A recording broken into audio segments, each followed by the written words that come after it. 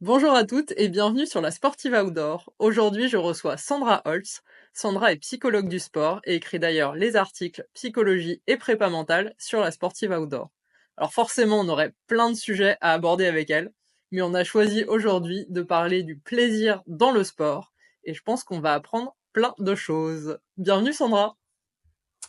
Bonjour Lorraine, merci pour l'invitation. Je suis ravie de pouvoir m'exprimer sur un sujet qui me tient à cœur. Eh ben déjà, est-ce que tu peux te présenter pour celles qui ne te connaîtraient pas? Alors, je vais dire que je suis essentiellement psychologue du sport. J'exerce depuis une vingtaine d'années maintenant au Krebs de Strasbourg et depuis une petite dizaine d'années au centre médico-sportif de la Méno à Strasbourg aussi.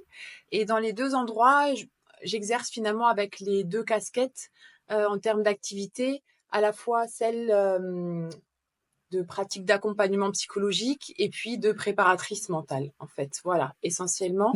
Et puis, en parallèle, il m'arrive aussi d'intervenir ponctuellement dans certains clubs par rapport à des demandes spécifiques. Je pense notamment là récemment à des entraîneurs qui m'ont demandé de venir leur donner un petit coup de pouce, justement par rapport aux questions de motivation et de qu'est-ce qu'ils peuvent faire pour favoriser la pratique à long terme des participants. Voilà. Ok, intéressant. Et au niveau pratique sportive, pour qu'on apprenne à te connaître mieux, toi, quel sport tu pratiques? Alors, j'ai pratiqué beaucoup de sports différents en compétition. Je vais en citer quelques-uns. Il y a eu notamment la gymnastique artistique, l'équitation avec le saut d'obstacle, l'athlétisme, la course à pied sur route du 5 km au marathon et puis un petit peu de triathlon. Après, j'ai fait pas mal de sports hors compétition aussi, notamment le taekwondo, l'escalade, les danses de couple et la randonnée. Et là, depuis 2 ans, en fait, je dis que je suis hors service dans mes disciplines favorites parce que j'ai une algodystrophie au niveau du genou. Et du coup, je découvre finalement l'univers du sport en salle. Ça me permet de bouger sans douleur. Et puis, c'est aussi finalement l'ouverture sur un univers que je connaissais très peu auparavant. Et en deux mots, alors évidemment, on va approfondir, mais pourquoi est-ce que le plaisir est vraiment un élément essentiel dans la pratique sportive? Alors à cette question, moi j'ai envie de te répondre que le plaisir, c'est un élément essentiel dans la pratique sportive, mais comme dans tous les domaines de la vie, finalement, c'est ce qui donne envie de faire quelque chose, c'est ce qui donne du sens à nos actions, c'est ce qui va faire moteur et puis parfois permettre d'accepter et aussi de surmonter les difficultés quand il y en a. Voilà, donc je crois qu'en quelques mots, c'est le plaisir, c'est ce qui fait que les choses valent la peine d'être vécues dans le sport comme ailleurs. Ouais, c'est effectivement une bonne manière de voir les choses de base dès le début. On Voilà. va, je me posais des questions sur les facteurs en fait qui influencent ce plaisir. Est-ce que déjà le plaisir dans le sport c'est forcément lié au fait d'être performant dans un sport, ou est-ce que ça peut être décorrélé complètement des résultats? Alors, je crois qu'effectivement, ça peut être décorrélé complètement des résultats. Par exemple, on peut adorer nager pour les sensations que l'eau nous procure et on peut adorer nager sans jamais se poser la question de notre performance dans cette discipline. On peut ne jamais savoir quelle serait notre vitesse maximale sur 100 mètres, par exemple. Voilà. Ça, c'est pour donner un exemple concret. Et après, dans mon métier, je pose justement très souvent la question des raisons qui ont amené une personne à débuter dans le sport et puis à continuer parce que justement au début, souvent la question de la performance, elle n'est pas encore là ou alors elle est moins là. Et notamment quand on débute pendant l'enfance ou pendant l'adolescence. Et du coup, quand on arrive à identifier en fait ces raisons de démarrage de la pratique, ça permet vraiment de retrouver ce qu'on appelle les motivations initiales et du coup, ça permet d'identifier éventuellement les sources de plaisir qui ont trait à ce qu'on appelle la motivation intrinsèque, c'est-à-dire la motivation à pratiquer l'activité pour elle-même et pas dans le but d'obtenir quelque chose, que ce quelque chose soit une augmentation de la confiance en soi, la satisfaction de faire plaisir à ses parents ou à son entraîneur, ou une médaille, etc. Ça, c'est plutôt des choses qui vont avoir trait finalement à ce qu'on appelle la motivation extrinsèque. Voilà, ça vient, comme quelque chose que j'obtiens par le biais de la pratique de l'activité. Mais c'est pas l'activité en elle-même qui procure directement le plaisir, en fait. Ouais, d'accord. Et quels vont être alors les principaux facteurs qui vont soit favoriser, soit au contraire inhiber ce plaisir, en fait, qu'on peut avoir dans une pratique sportive?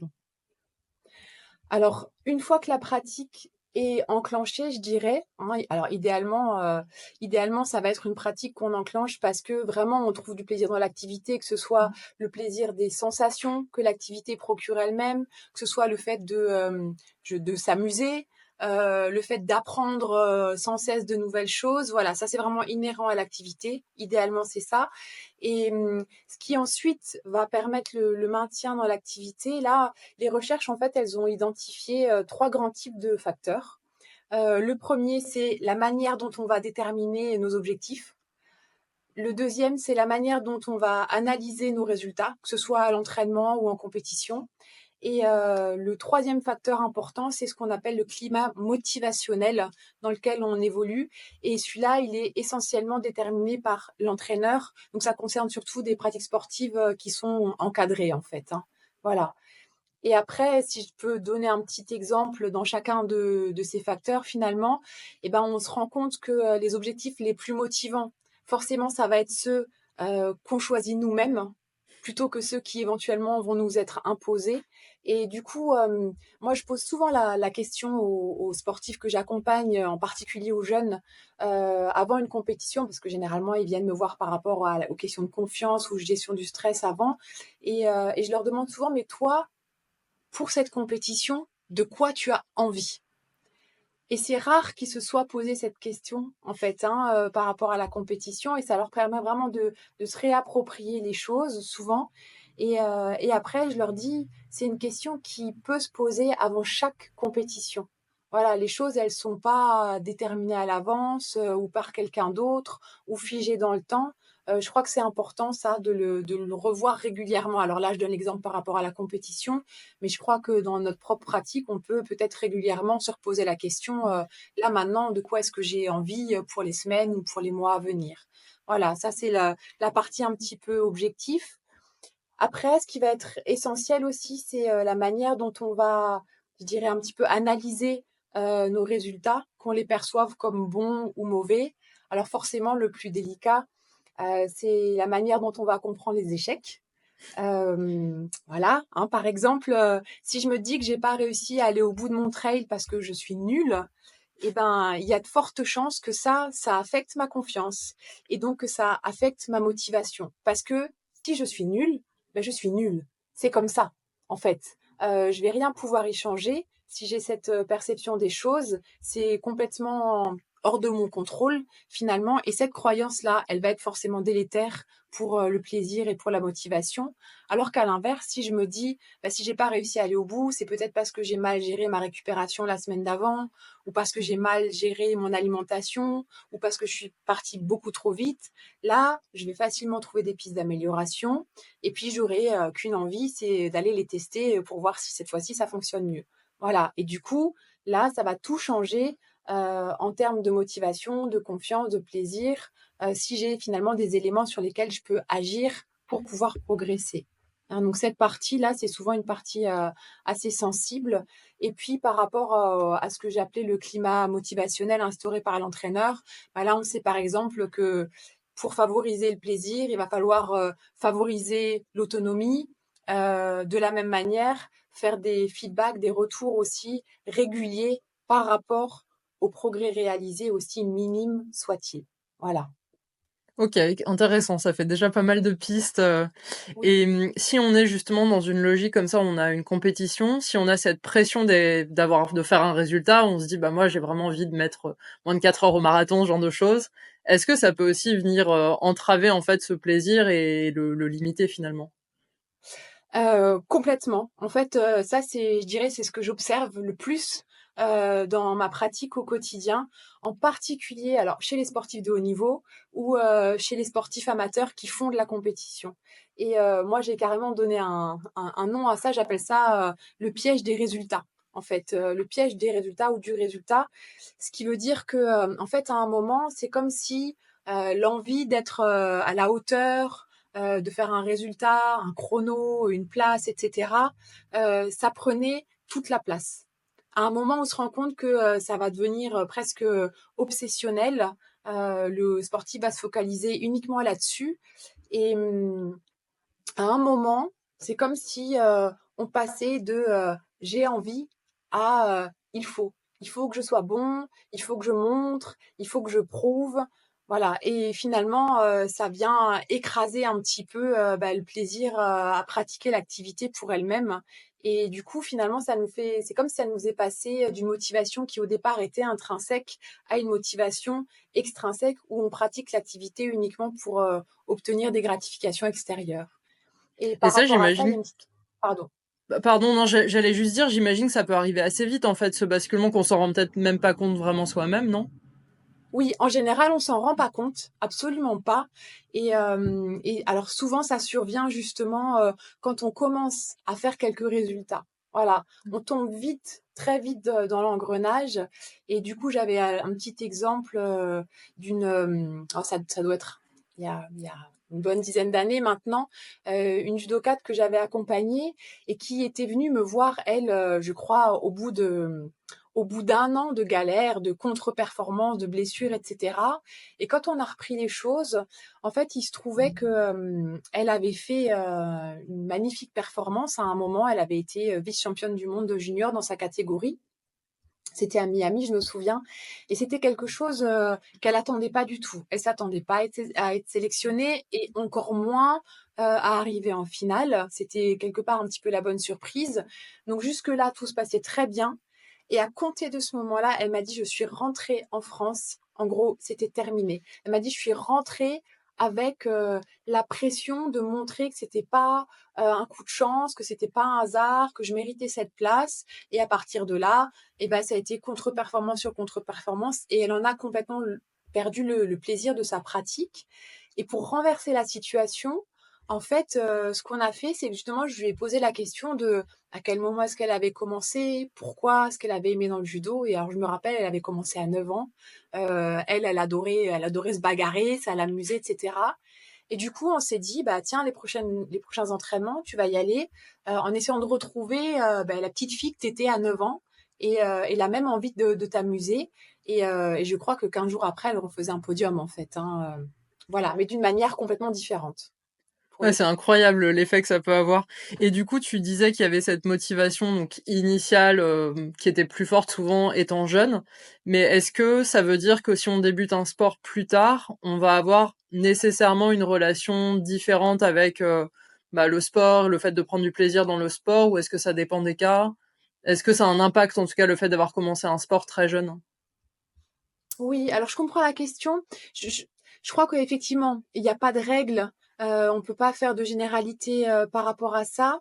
En revanche, effectivement, ce qui est certain, c'est que la relation au sport d'une personne, c'est toujours hyper singulier et influencé par plein de facteurs différents. Et en plus, cette relation qu'on peut avoir à un sport, elle n'est pas figée dans le temps. Elle peut complètement évoluer. Et dans cette évolution, effectivement, l'environnement social peut avoir un rôle non négligeable, en particulier pour les personnes qui vont rechercher le plaisir, alors soit dans le fait d'être avec les autres, ou alors celles qui vont rechercher dans le plaisir, leur plaisir, pardon, dans l'approbation des autres, voire dans les marques de reconnaissance sociale. Voilà. D'autant plus qu'on est dans une société qui valorise non seulement le sport, mais aussi la quête du toujours plus.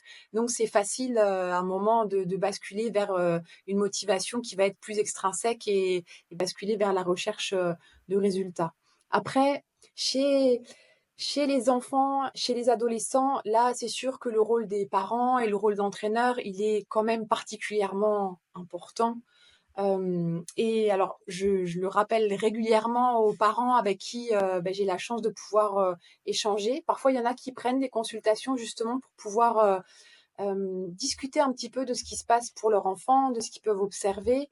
Et souvent, bien sûr, ils ont ce souci de ne pas mettre de pression à l'enfant. Donc, ils vont dire, ah, mais c'est lui qui veut ou c'est elle qui veut. Moi, je ne mets pas de pression. Je crois qu'il faut jamais perdre de vue qu'un enfant, il cherche à faire plaisir à ses parents. Voilà, et il est extrêmement doué pour ça, pour repérer ce qui leur fait plaisir, même quand c'est pas exprimé.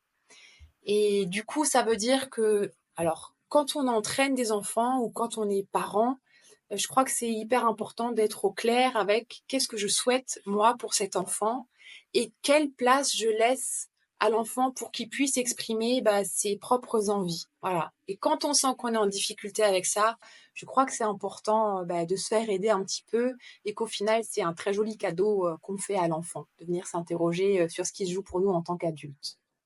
Ouais, ça a l'air vraiment, mais tellement important. C'est vrai qu'en fait, même sans s'en rendre compte, finalement, il peut avoir un impact non négligeable. Et c'est génial que des parents se disent, c'est bon, je vais aussi me faire accompagner moi pour accompagner mon enfant, en fait.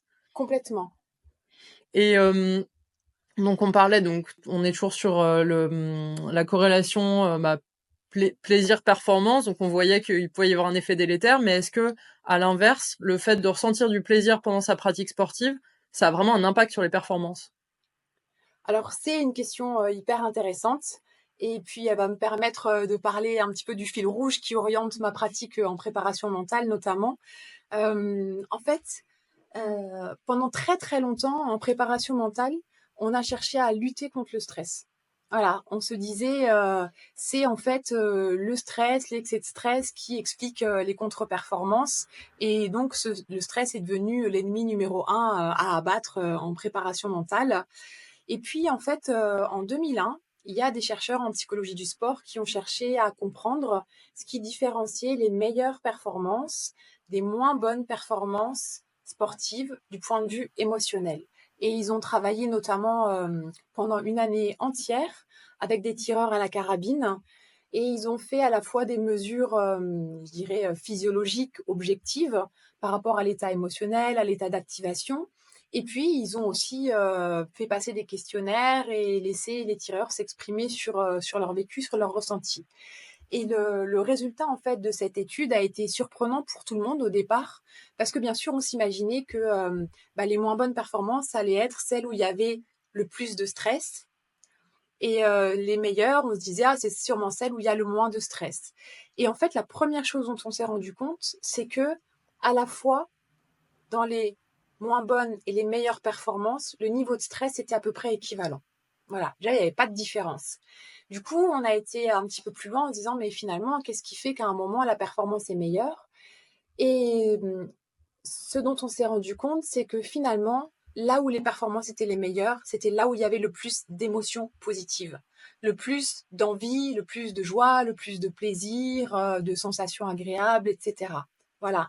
Et à partir de là, on a commencé à se dire, mais au final, plutôt que de lutter contre le stress, on va peut-être plutôt chercher à renforcer les émotions positives et le plaisir ressenti. Voilà. On renverse totalement la manière de voir les choses. Exactement. Pour celles qui veulent en savoir plus, tu as écrit un article sur ce sujet sur le Tout à fait. magazine La Sportive Outdoor, qui est vraiment intéressant et je trouve que c'est génial à tout niveau parce qu'en fait ça renverse la manière de voir les choses, enfin que ce soit dans le sport ou dans d'autres choses. Tu le disais au départ, le fait de prendre du plaisir dans une activité, enfin quelle qu'elle soit, c'est pas que sportif. Et c'est vrai que le fait de voir les choses de cette manière, je trouve ça génial. C'est complètement aidant. Et donc, si on a le problème inverse, où là, en fait, le plaisir, il disparaît dans la pratique sportive, qu'est-ce qu'il y a comme effet, en fait? Alors, si le plaisir disparaît complètement, j'ai envie de dire que de manière logique, la disparition du plaisir, elle va conduire à un arrêt de la pratique. Et que si c'est assumé, le fait d'arrêter, ça pose absolument aucun problème. On peut parfaitement à un moment donné, soit changer de sport, soit avoir des périodes sans sport dans sa vie et très bien le vivre. En fait, hein. Ce qui nous apporte du plaisir dans la vie, ça peut aussi fluctuer. Et puis, il y a des périodes où il y a d'autres choses qui peuvent prendre plus de place et où la pratique sportive perd le sens qu'elle avait. Et c'est OK. Et je pense notamment à l'exemple d'une jeune femme que j'avais accompagnée il y a quelques années.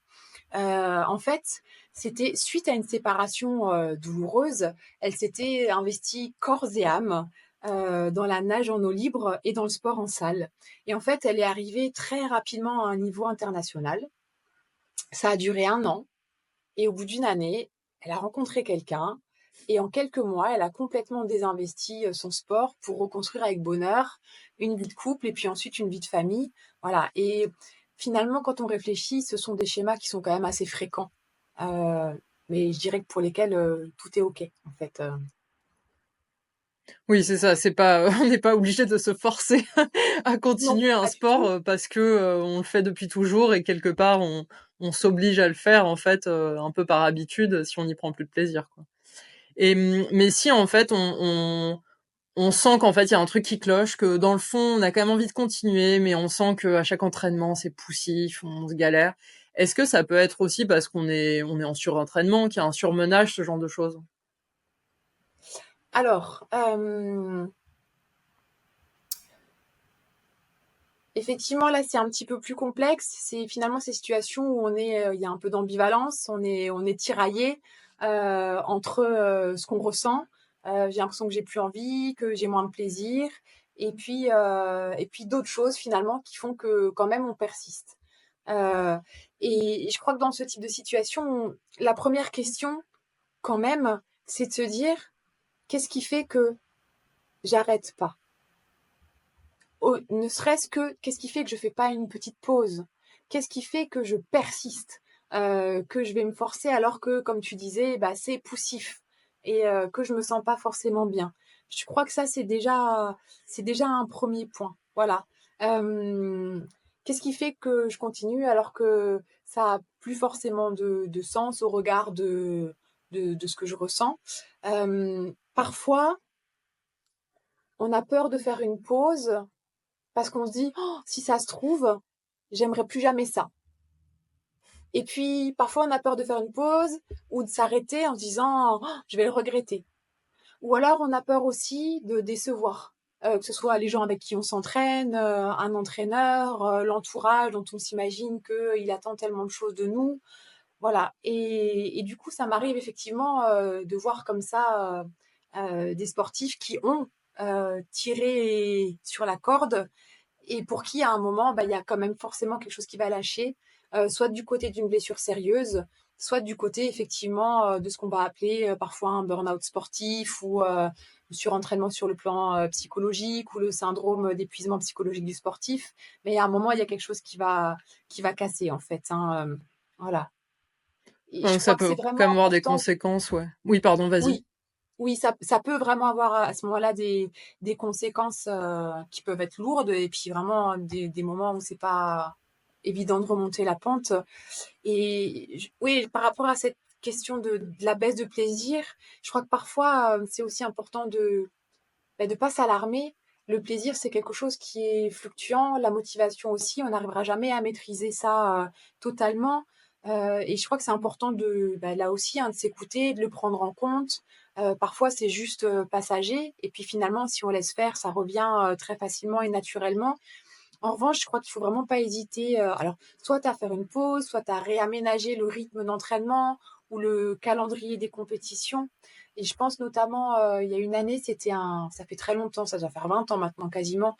C'était un badiste en fait, qui m'avait été orienté par son entraîneur, qui disait: «Mais ça va pas du tout au niveau des compétitions, c'est les montagnes russes en termes de performance». Et en fait, en essayant de comprendre, en discutant, ben on s'est rendu compte, ce badiste et moi là, que il saturait très vite. Lui, faire des compétitions tous les week-ends ou toutes les 2 semaines, ça lui convenait absolument pas. Et du coup, à partir du moment où il était saturé, où il y avait moins de plaisir, il s'énervait beaucoup plus facilement sur le terrain et du coup, ça donnait match perdu sur match perdu. Et on a pu avoir un échange avec l'entraîneur qui a été à l'écoute et qui a réaménagé donc le calendrier de compétition sur l'année entière.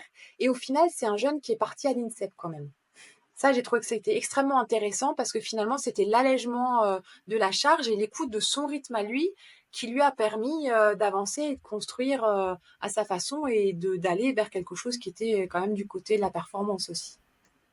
C'est un point intéressant, c'est que ça veut dire aussi que c'est très individuel. Enfin, Oui, la charge, par exemple, qu'on va pouvoir supporter, je veux dire, au-delà du physique, évidemment, mais enfin, psychologiquement, c'est aussi individuel et du coup, ça montre aussi qu'il faut quand même vraiment apprendre à savoir ce qui nous convient à nous et pas forcément regarder ce qui convient aux voisins et, et qui va peut-être pas du tout nous aller, quoi. oui, complètement. Et puis, je crois que c'est individuel à plein de niveaux. Alors, il y a l'aspect qui est pas le mien, L'aspect purement physiologique, c'est déjà une chose. Quelle charge on peut supporter, à quel moment. Après, il y a forcément aussi, il faut qu'on prenne en compte, finalement, notre vie dans sa globalité. Par moment, la vie de famille, elle va prendre un peu plus de place ou la vie professionnelle et cetera. Tout se comprend aussi dans un équilibre, global. Et après, moi, je dis souvent, il y a l'aspect quand même émotionnel. Là aussi, on ne peut pas tous supporter la même chose. Émotionnellement, souvent, une compétition, c'est quand même c'est prenant. Et il y en a qui vont pas du tout pouvoir les enchaîner semaine après semaine ou tous les 15 jours. Voilà, là, c'est à chacun de trouver le rythme qui lui va bien et qui peut, comme dit, fluctuer au fur et à mesure des étapes de la vie. Ouais, c'est ça, c'est individuel et en plus, enfin même Oui. l'individu au cours de sa vie, il va pas être tout le temps pareil, quoi. Du coup, est-ce que tu as des techniques ou des outils qui peuvent aider un sportif à retrouver ou au moins à maintenir en fait le plaisir dans sa pratique sportive? Alors oui, je pense notamment à un article que j'avais rédigé notamment, je crois sur cette question-là, où je parlais de ce que moi j'appelle le carnet de bord du positif. Alors ça, c'est un outil que j'aime beaucoup. Donc ce que je propose, c'est, au départ, pendant, je sais pas, 15 jours, 3 semaines, un mois, selon la fréquence de pratique, à la fin de chaque entraînement et ou compétition, de se dire: «Bah, tiens, aujourd'hui, comment j'ai vécu les choses? Où est-ce que je situerais mon plaisir, sur une échelle entre 0 et 10?» 0, aucun plaisir et 10, c'était vraiment absolument, génial. Voilà. Déjà, rien que de faire ça, une première phase d'observation, de voir, où est-ce qu'on se situe et puis à chaque fois de se dire, alors quelle note je mettrais et qu'est-ce qui a été le plus chouette aujourd'hui? Qu'est-ce que j'ai le plus aimé? Essayer de repérer les 2 ou 3 points principaux par rapport à ça et quand on le fait comme ça sur 15 jours, 3 semaines, voilà, à la fin, on se pose et puis on regarde. Voilà, qu'est-ce que ça a donné? Qu'est-ce qui finalement, m'apporte le plus de plaisir? Est-ce qu'il y a des choses qui reviennent régulièrement? Est-ce que c'est très variable? Je crois que c'est déjà une première étape et je pense d'ailleurs, je crois que je l'avais évoqué dans un des articles, à Clarisse, c'était une cycliste, qui elle avait justement perdu quasiment tout plaisir, notamment à l'entraînement, parce qu'elle se mettait une pression dingue par rapport à des objectifs de performance. Et elle en était venue à se dire, bon, pour y arriver, il faut absolument que je sois hyper sérieuse et du coup, je vais faire tous mes entraînements toute seule, comme ça, je suis pas perturbée par les autres. Et au final, quand je lui ai proposé de faire ce petit exercice, elle s'est rendue compte que ça, c'est quelque chose qui lui manquait, que ça, c'était essentiel finalement dans sa pratique. Et à partir de là, elle a repris les entraînements en groupe et elle me disait, mais du coup, c'est beaucoup moins lassant, je vois plus le temps passer, j'ai envie d'aller m'entraîner et ça a tout changé pour elle. Voilà, donc ce petit outil-là, moi, je le trouve assez fantastique. Et puis une fois qu'on a, comme dit, identifié qu'est-ce qui est important pour moi, qu'est-ce que j'aime, eh ben, on va essayer de renforcer ça ou de faire en sorte que ça existe plus souvent ou davantage. Voilà. C'est intéressant parce que c'est un outil qui finalement semble tout simple, mais qui peut avoir des effets hyper bénéfiques, enfin à court et long Oui. terme finalement. Oui, complètement. Moi, c'est pour ça que je l'aime beaucoup parce qu'effectivement, il est déjà très simple à utiliser et en général, en plus, les sportifs à qui je le propose, ils trouvent que c'est assez plaisant de faire ce petit exercice et après quand on sent que malgré tout seul avec l'outil, c'est encore compliqué, on rame un petit peu, rien j'ai envie de dire que là, c'est des choses où rien qu'une séance de consultation, parfois, ça suffit, voilà, à faire en sorte d'éclairer un peu plus les choses. C'est ce que je me demandais en fait du coup, comment est-ce que toi ensuite tu vas intervenir si quelqu'un, vient me consulter parce qu'il constate que voilà, il est dans cette phase où il a plus vraiment de plaisir dans sa pratique, en même temps, il a pas non plus envie de tout laisser tomber parce qu'il sent que dans le fond, il y a quand même encore quelque chose qu'il aime bien. Quelles vont être pour toi les étapes en fait? Comment est-ce que tu vas réussir à l'accompagner? Alors, effectivement, alors ça m'arrive en plus, je dirais de plus en plus régulièrement, de rencontrer comme ça des sportifs qui se sentent, un peu perdus, parce qu'ils viennent en disant: «Mais, voilà, j'ai moins d'envie, j'ai moins de plaisir, au secours, qu'est-ce qui se passe?» Et souvent, c'est effectivement, c'est l'émotion qui est associée, c'est la peur. Voilà, parce que c'est hyper déstabilisant, surtout quand ça fait partie de notre équilibre Et je crois que déjà dans ces cas-là, venir en parler, c'est déjà un grand pas parce que venir en parler, ça veut dire reconnaître en fait ce qui est en train de se passer plutôt que de faire l'autruche et de mettre la tête dans le sable. Et forcément, c'est pas évident, surtout comme tu l'évoquais avant, quand on pratique une discipline depuis longtemps, qu'on y a investi parfois beaucoup de temps, beaucoup d'énergie, parfois beaucoup d'argent, qu'on a l'impression que les autres attendent des choses de nous par rapport à ça. Donc là, déjà, le cadre d'une consultation psychologique, c'est idéal parce que c'est rassurant. C'est l'endroit où on va pouvoir tout dire sans avoir peur, ni que ce soit répété, ni que ce soit jugé. Voilà, là, il n'y a aucune implication, aucun enjeu à quelque niveau que ce soit. Voilà. Et c'est souvent ce que les sportifs apprécient dans ces moments-là. Ça m'est arrivé d'avoir des sportifs professionnels qui viennent nous consulter sur ce genre de questions en disant mais on a un psychologue au club ou un préparateur mental, mais je veux pas lui en parler parce que pour moi il n'est pas indépendant et je veux pouvoir m'exprimer librement. Voilà. Donc il y a déjà voilà cette première étape de dire, de reconnaître la difficulté et à partir de là, eh ben, on va pouvoir commencer à réfléchir, à essayer de comprendre ensemble ce qui se passe. Et je dirais que dans ce type de situation, à partir de quelques questions simples, on arrive à comprendre ce qui peut se jouer. Et si quand c'est pas le cas, moi alors j'utilise ce que j'appelle c'est l'échelle de motivation dans le sport, voilà, qui a été mise au point là aussi par des chercheurs en psychologie du sport, qui permet d'identifier les sources de plaisir. Il y a aussi un questionnaire de surentraînement. Voilà, des outils comme ça sur lesquels on peut s'appuyer ensuite pour pouvoir discuter, pour pouvoir réfléchir, parce que parfois ça fait peur. On se dit oh là là, mais qu'est-ce que je vais dire, quoi, comment, voilà. Et quand je repense justement à ces derniers mois en me disant bah il y en a de plus en plus quand même à qui ça arrive, j'ai l'impression que ce qui génère le plus cette baisse de plaisir, ça peut être soit une saturation de l'activité, voilà, il y en a ça a été trop. Soit il y a une fatigue importante à un moment donné, ou alors il y a cette focalisation, sur les résultats et parfois, bah, forcément, tout est lié et alors ça l'est encore plus quand même dans ces pratiques, de sport d'endurance et de sport outdoor où, finalement il y a pas de cadre à la pratique comme dans un sport co où on va s'entraîner 2, 3, 4 fois par semaine. Les choses sont très cadrées et on va pas pouvoir déborder de ça. Alors que, si on fait, de la course à pied ou du vélo ou de la natation, eh ben, on va bien plus facilement dériver et pouvoir aller trop loin à tel point qu'on va se dégoûter de quelque chose qu'on aimait, au départ, quoi, hein.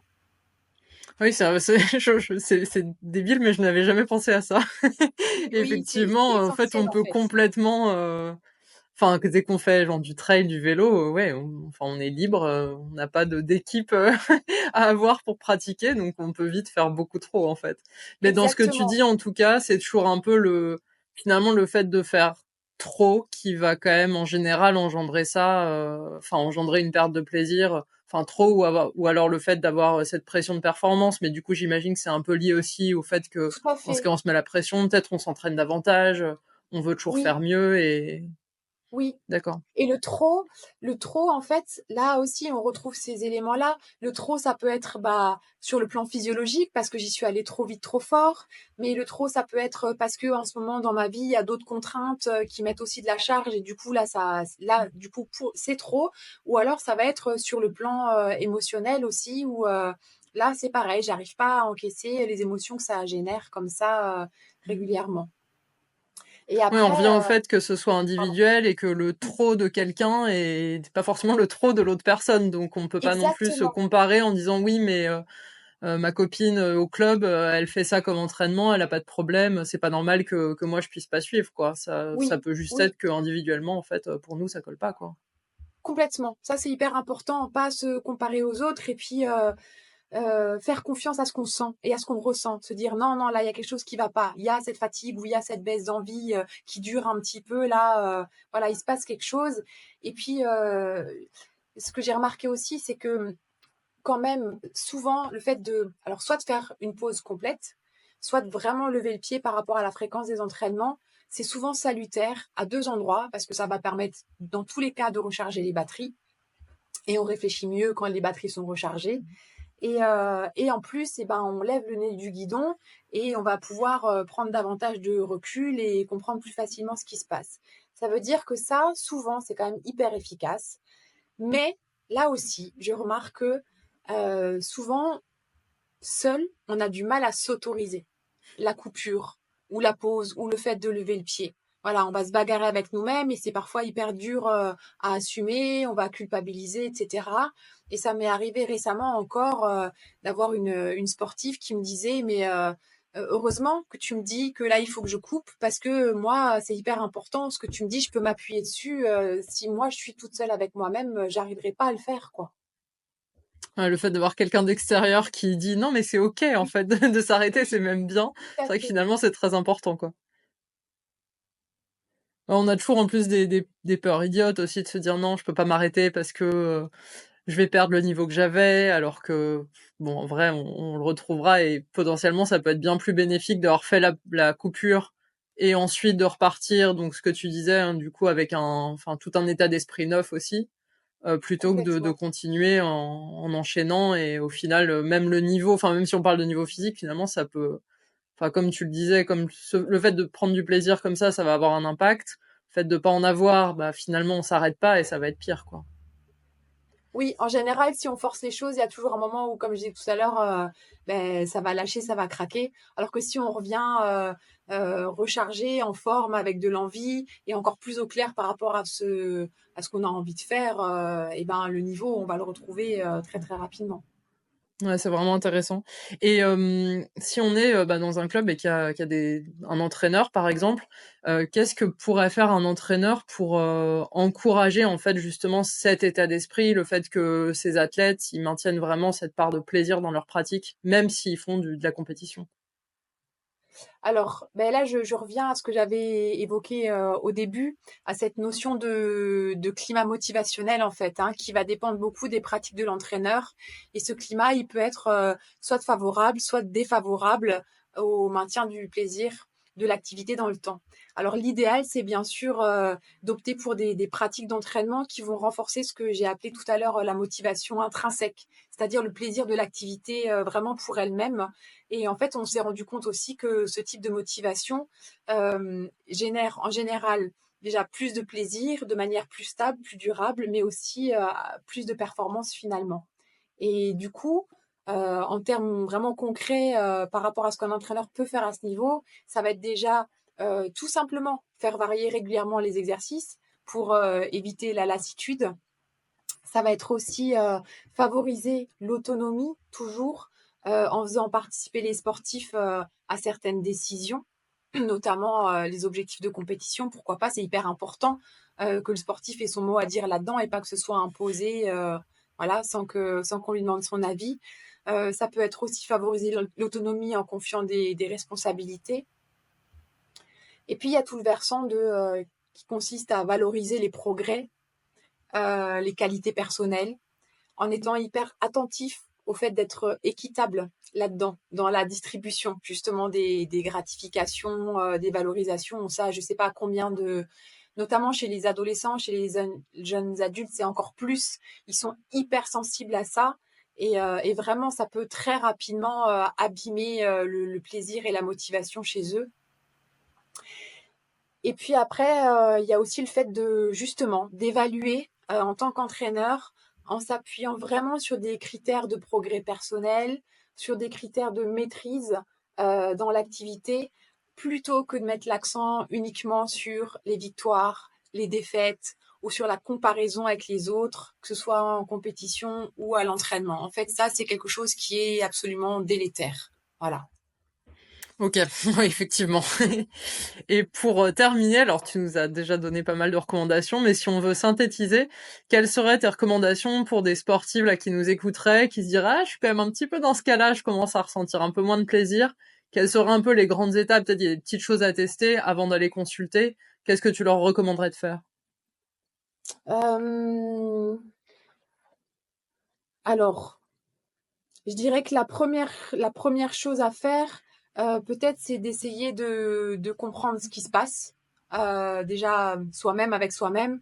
avec des questions simples. Depuis quand est-ce que je ressens moins de plaisir? Comment est-ce que je comprends cette baisse-là? Est-ce que j'ai l'impression que c'est lié à une lassitude, à une surcharge, à des vécus d'échecs successifs? Ça, c'est quelque chose qu'on n'a pas évoqué aussi, mais voilà, c'est important aussi de faire attention à pas enchaîner, les contre-performances ou les déceptions et cetera. Régulièrement de se mettre aussi dans des situations, que ce soit d'entraînement ou de compétition, qui soient faciles, voire très faciles, dans lesquelles on se sente, à l'aise, pour pouvoir quand même préserver, l'estime de soi. Ça, c'est vraiment important. Donc voilà, est-ce que j'ai eu plusieurs, déceptions à la suite qui peuvent avoir un petit peu abîmé quand même, mon envie? Est-ce qu'il y a des tensions en ce moment dans le groupe avec lequel je m'entraîne? Est-ce qu'il y a des tensions avec l'entraîneur? Est-ce que je me sens en désaccord avec lui? Et ce qui est intéressant aussi, c'est de se dire, est-ce que cette baisse de plaisir, elle existe juste dans mon sport? Ou est-ce que j'ai l'impression que ça existe dans d'autres domaines de ma vie aussi?